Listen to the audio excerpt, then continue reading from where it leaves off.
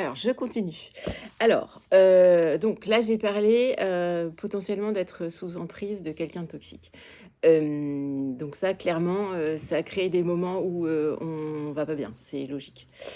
OK, on peut avoir des entités. Alors les entités, il en existe, un très, très grand nombre. Il y a des entités humaines, des entités, du bas astral, des entités, extraterrestres. Il y a beaucoup, beaucoup d'entités et elles ne font pas les mêmes choses.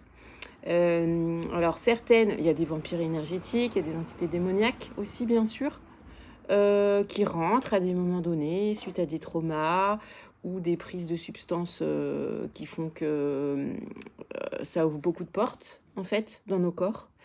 On peut avoir aussi des entités, ancestrales, de la famille ou des entités qui ne sont pas montées à un moment donné et qui souvent elles résonnent. Alors quand ce sont des entités humaines, c'est souvent elles ont besoin de quelque chose, elles sont pas venues sur soi par hasard, elles ont besoin ou de dire quelque chose ou de libérer quelque chose ou d'avoir un soin avant de pouvoir monter. Après d'autres clairement, c'est des entités du bas astral qui viennent, parfois, prendre le pouvoir sur soi. Et donc là aussi, pareil, il y a beaucoup de choses à faire pour les libérer. Et là, celles-là, elles ne montent pas forcément. Elles retournent un peu d'où elles viennent, où elles sont transmutées sous une certaine forme. Oupsie, j'avais reçu un message.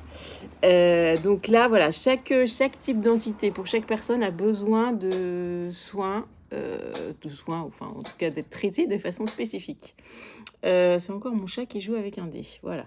Voilà, voilà. Alors, je continue. Donc, les entités, voilà. Aussi, parfois, ce sont des vampires énergétiques qui viennent, qui prennent de l'énergie et vraiment, ça fatigue. Parfois, on en a qui sont plus ou moins vicieuses, qui peuvent se cacher. Donc, voilà, il faut aller regarder derrière les voiles.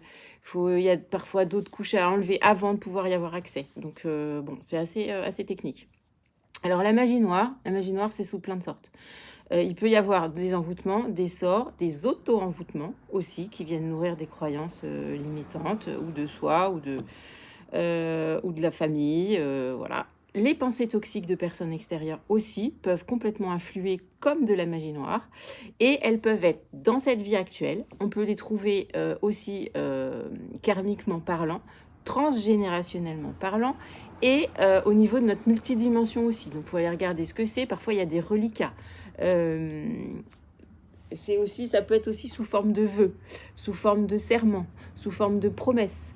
Donc là, c'est pareil. Ça vient aussi induire un mécanisme inconscient. On peut avoir des égrégores. Je vais en parler sur la prochaine capsule parce qu'on a fini.